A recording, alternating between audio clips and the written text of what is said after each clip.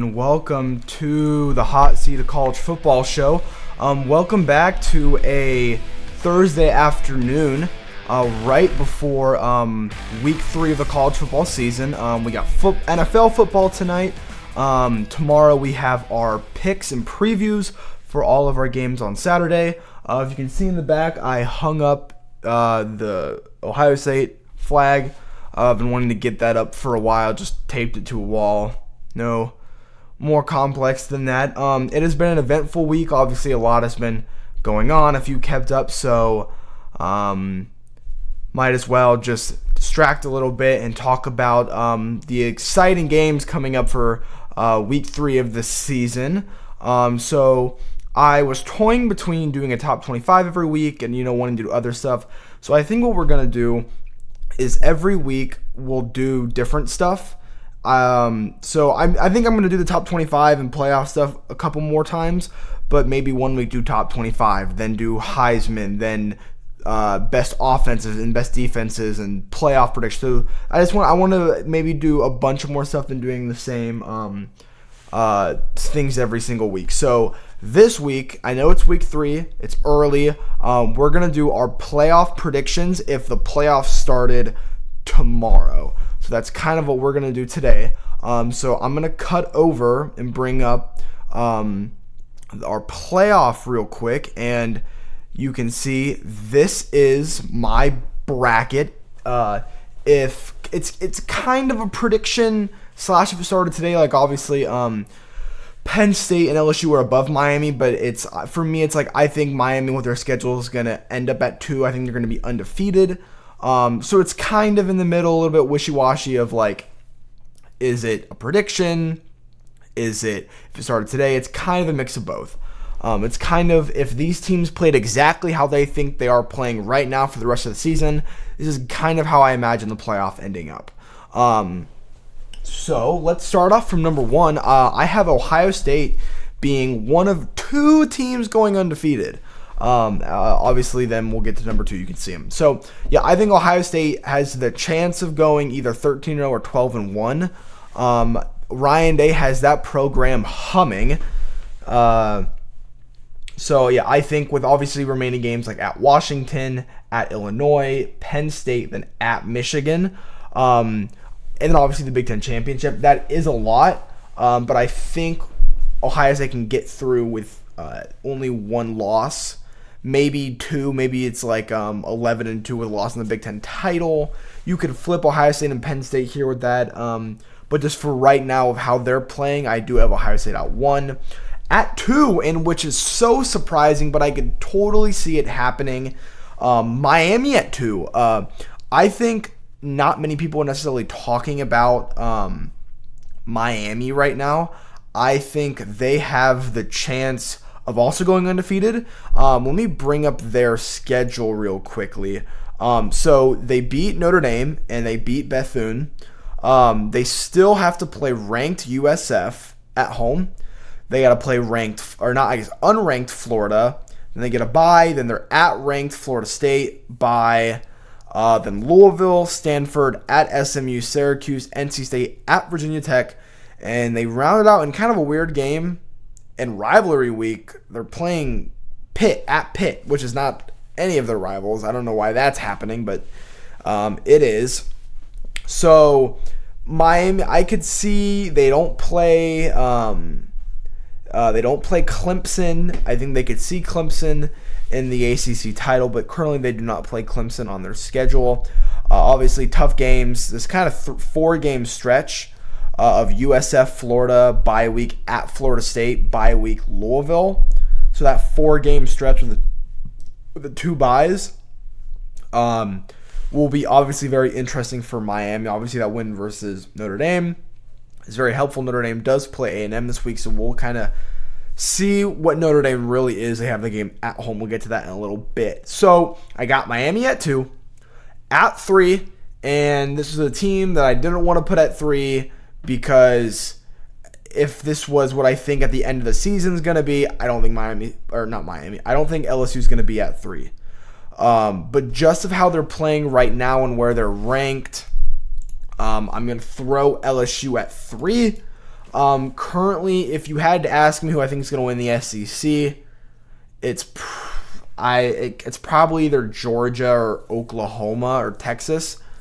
I think it's probably gonna be one of those three teams. We will see about LSU. I think Brian Kelly is not a great coach. I think he's good. I don't think he's great. Garrett Nussmeier, I mean, he came back for a senior year for a reason. He has not really proved himself as much. He's very veteran. Same with Cade Klubnik, but what I was saying in the offseason is I get they're veteran. I don't know if they're elite. Same with Penn State at 4. They're in the same boat as LSU. The transfer receivers look very nice.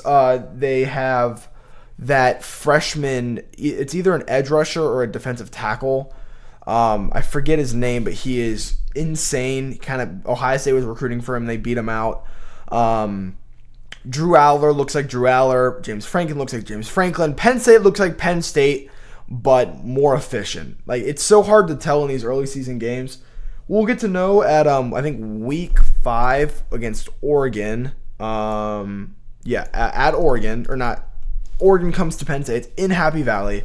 Home game for Penn State. We will see. Obviously, Penn State has been atrocious with these big games, but Oregon has a new quarterback. Even though they look very good, it's still a new quarterback. So that's my top 4. 2 Big Ten teams, an SEC team with LSU, and Miami, the ACC predicted champion. All right, so let's go into the first round with Georgia at 5. They obviously have a big game at Tennessee this week. We'll get into my predictions tomorrow for that game. But the Bulldogs, I'm not sold on Gunnar Stockton. I think Gunnar Stockton is good.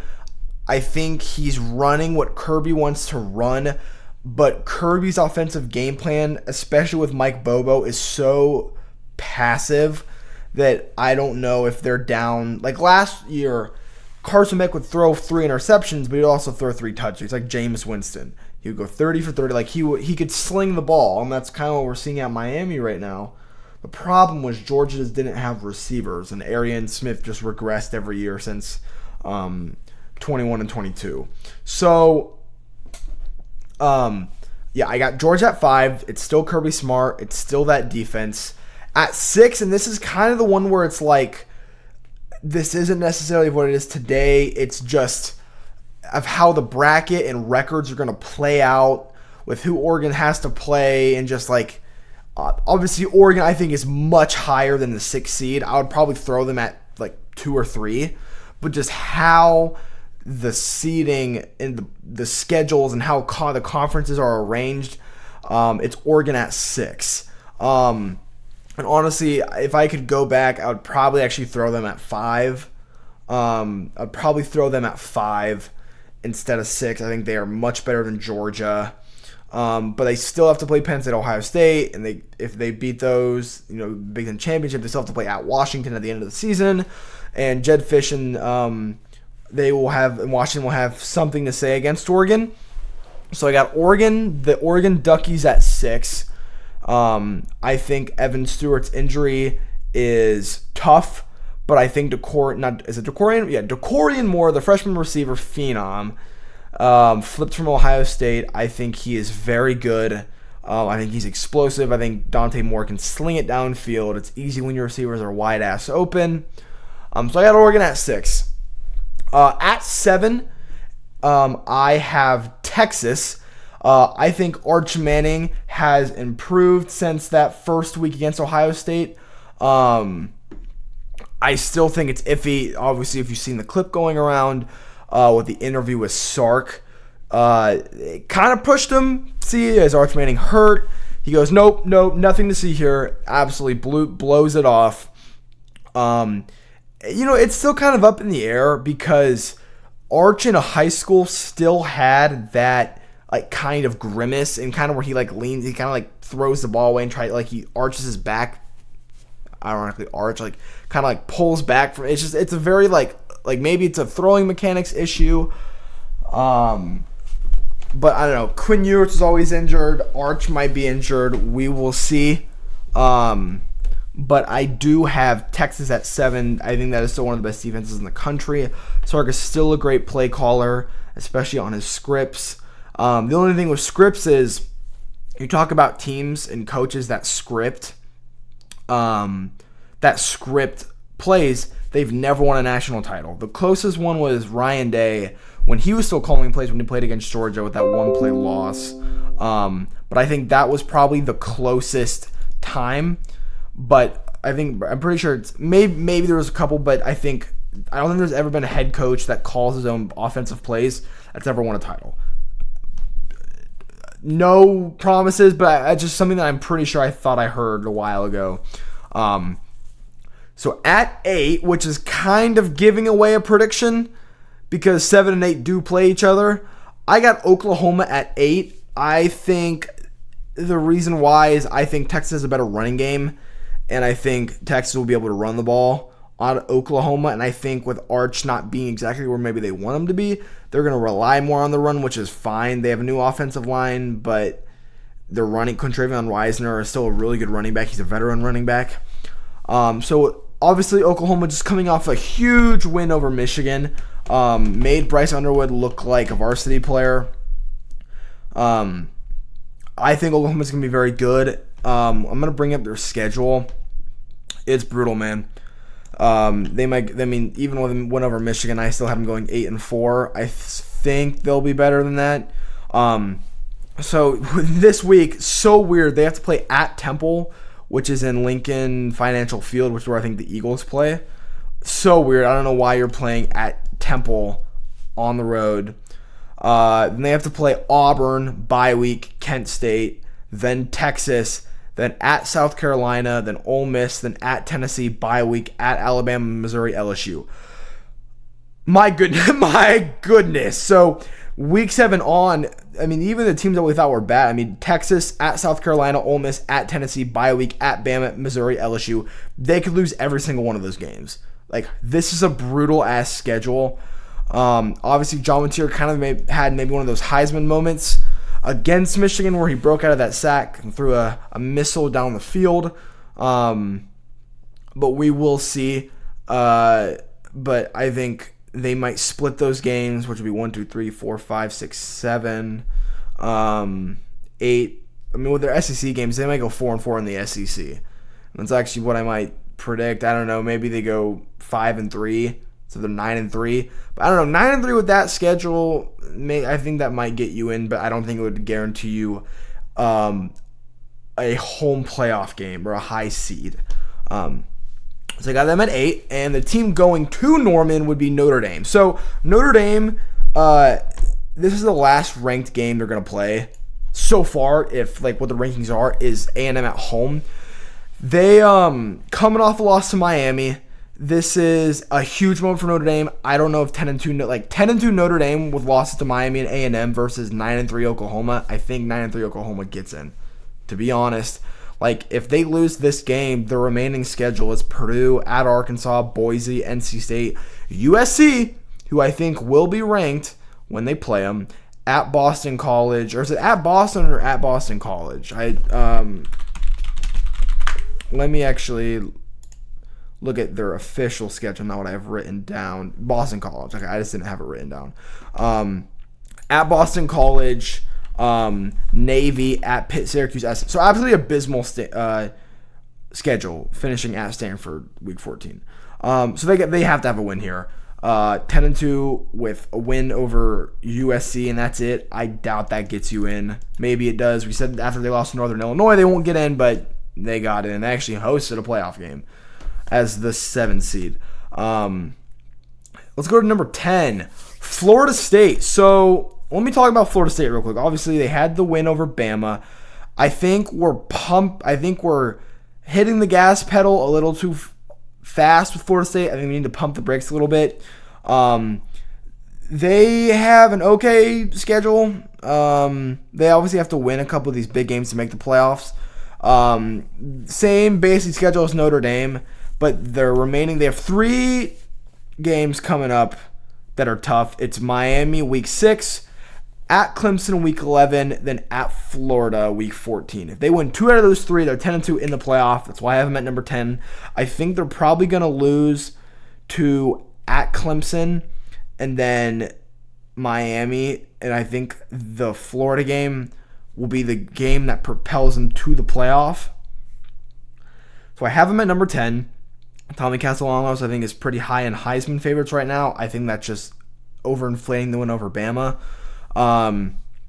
But they look hungry, and I think coming out, they actually have a bye week this week, and they're going to play Kent State. So they have an easy entrance for their next 2 games, and then it's Kent State at Virginia. They have to play Miami. So we will see if they can get up to play that game. Obviously, I think they will. They might play Miami multiple times this season. Obviously, they're going to play in the regular season, can play in the conference championship, and then my prediction, if they would beat Texas, they would play Miami again for a 3rd straight time, which actually hasn't happened yet. We almost had it with Texas, Georgia. We almost had it with Ohio State, Oregon last year. This would be the first time it's happened in the 12-team playoff. And then let's go to, so Florida State at 10. And for the third Florida team, I got USF. And I actually got USF at 11 because I think USF is going to be 12-1, winning whatever conference they're in. Is it the Sun Belt or maybe it's Conference USA? Actually, I don't even know. Winning their conference with a loss to Miami, and I think 12-1 with a win over Florida and Boise with a close loss on the road at Miami is going to be a better record than Iowa State. And kind of what we saw last year, everyone had Boise at 12, and then Boise was at 3 when they should have actually been at 8 with straight seeding. So I think the group of 5 is always going to be a little bit higher seeding than we think. So I got USF at 11. Byron Brown is a dog. I think they're going to roll through their G5 schedule, probably go undefeated. But they still got a really big game on the road at Miami this week. People said if they win against Miami on the road, should they be number 1? No, I don't think they should be number 1, but I think they should definitely jump to the top 10, maybe top 5.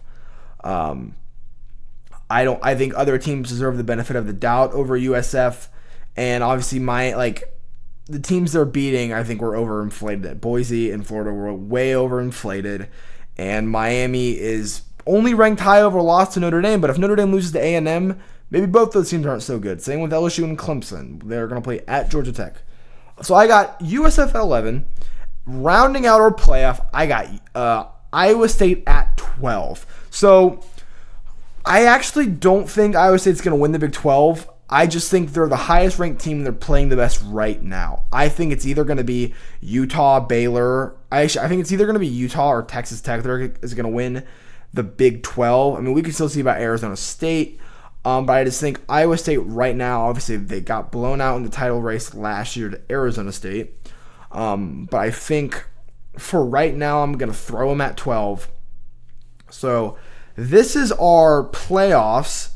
I'm looking at the first round. Is this better than last year? I think so with straight seeding. Florida State at Texas. USF at Oregon, which is your kind of one dud. And then Iowa State at Georgia is probably a dud. But, I mean, you got 2 good matchups. Florida State at Texas. And then Notre Dame at Oklahoma. So let's actually go into our actual prediction. And actually, before we do that, I want to say one thing. There is one team missing from here that I don't think you guys expected, and it's Clemson. Clemson, I do think they're going to beat Georgia Tech, and actually, I do think they actually might make it. They got to play at at South Carolina. If that's a loss, who cares? It's out of conference. So if they beat Georgia Tech and then beat SMU and Florida State, and maybe only one, they could make it the conference title race and then maybe win it in the conference championship. Right now, Clemson's probably going to make the playoff, but just for right now, I'm keeping them out because I think some other teams will look much better than they do. I'm trying to think how many. So I have 1, 2, 3, only 3 Big Ten teams making it. I have, I think, 4 SEC teams, 2 ACC, technically 3 if you want to count Notre Dame, G5, Big 12. So, yeah, that's kind of how I have it. Having these games, I mean, heard Joel Klatt talk about how quarterfinals and maybe even semifinals should be on home campuses. I don't know. I think having the 6 bowl games being all the playoff teams are cool, but yeah, I went to the Ohio State Tennessee game. That game was awesome. Having it on home campuses, campi, plural of campus. If you know Josh Pate, you know. So let's hop over to our quarterfinals, and there we go. So let's start off with the 8. Now we're gonna go top to bottom. 8 versus 9. Notre Dame at Oklahoma. I think a theme for this season is veteran quarterbacks, and especially on the road. I just think that Oklahoma right now is a better team. I was very high on Notre Dame, but they can't stop the run. And I think John Mateer with the play action rolling out and then running, and like your flood concepts, and then just I think with that Heisman moment against Michigan right now, I would take Oklahoma over Notre Dame. So Iowa State at Georgia. Honestly, it sucks, but there's not much to say about this game. We just watched the Big 12 champion lose to the worst team in the SEC last year, Mississippi State. So I'm going to take Georgia, probably by a lot. They're probably going to win by maybe 20, maybe 14 at the least. They did struggle against Austin Peay, but right now I would take Georgia over Iowa State. Oregon versus USF. Oregon is susceptible to Group of 5 teams. We saw this last year with Boise on the road at Oregon early in the season. But they had Ashton Genty. USF has Byron Brown. And no disrespect to Byron Brown, he's not Ashton Genty. So I will be taking the Ducks over the Bulls. And the only one in this playoff that was really like, damn, I actually don't know who's going to win, would be this 7 versus 10, Florida State versus Texas. We've seen Florida State overperform, which we think overperforming against Alabama. Or maybe they're just that good. I still think Texas, I think people are way too low on Texas. People are still on the Arch Manning hate train, I think. In a close one, Texas wins. I don't really know what the score would be. Maybe it would be 27-24, maybe 31-20. I don't know. But I would take Texas over Florida State. So, quarterfinals. We got Ohio State versus Oklahoma, battle of the Block O's. We got Penn State versus Georgia. I don't think we've seen that matchup before. LSU versus Oregon. Don't think we've seen that either. And then Miami versus Texas. So these are all really like new matchups. The only one that I remember was the home and home with Ohio State and Oklahoma. So let's actually, I'm trying to think, do I want to show them first before I talk about them? Yeah, let's do that. So here, let me bring up there we go. So Ohio State versus Oklahoma. I think Oklahoma is a great team with a veteran quarterback, but I still think it's Brent Venables. I think that team is susceptible. I don't think that they're elite. And I think elite teams beat great teams most of the time. So I will be taking Ohio State. Maybe a little bit of bias, but I will be taking Ohio State over Oklahoma. Ohio State looks like the best team in the country right now. This is kind of going off of what they are right now. So I will take Ohio State. Penn State versus Georgia. This is one of those things where it's like, how many big games can James Franklin win in a row? I just think that Drew Aller is a lot better than Gunnar Stockton. I think that Georgia team last year was better than this year's Georgia team. And that team got their ass kicked by Notre Dame. And Penn State played Notre Dame last year and it was close, and Penn State's better this year. And I get it's kind of jumping through hoops, but it's just kind of, I'm trying to find, an area. I think with the Mike Bobo experience, I do think Penn State would beat Georgia. LSU versus Oregon. I think LSU is heavily overrated. I think Oregon looks like the second, third best team in the country right now, and LSU is not ahead of them. So I'm going to take Oregon over LSU. I think that Oregon's offense is so explosive, and I think Oregon, now getting a game to play before, knows like how to really set up for the playoffs with that when they got destroyed last year in the Rose Bowl against Ohio State. So I think Oregon will get their guys ready, and I think they beat LSU. I think it's a close game. I believe in Dan Lanning much more than I believe in Brian Kelly. So let's go to the last game of the quarterfinals. Miami versus Texas. So I think this one's interesting because obviously Carson Beck was at Georgia last year and they beat Texas. I am going to take Texas in this game. I think by this point in the season, Arch Mandy's going to have it going a lot for him. I think that run game's going to happen. We'll see about injuries. Obviously, it's like if the playoffs started today, but with Carson Beck, I don't know if he'll be fully healthy by then. I think that Texas has been waiting for their opportunity, and they've been stuck in the semifinals. I don't think they're going to regress to the quarterfinals. I think Miami will be overinflated because of their easy schedule compared to the other teams in the Big Ten and the SEC. So I will be taking Texas. And actually, yeah, let me jump to what my national championship will be. And there it is. For the third year, we're going to have a Big Ten champion with it's guaranteed now, 2 Big Ten champions. These are the best 2 teams in the country right now. They were the best 2 teams last year. I think they're the 2 best teams this year. Let's just talk about the 2 games. So I think Penn State, this would be them playing Ohio State 3 times. I think James Franklin gets 1. I think it's either the one in Columbus or the Big Ten championship.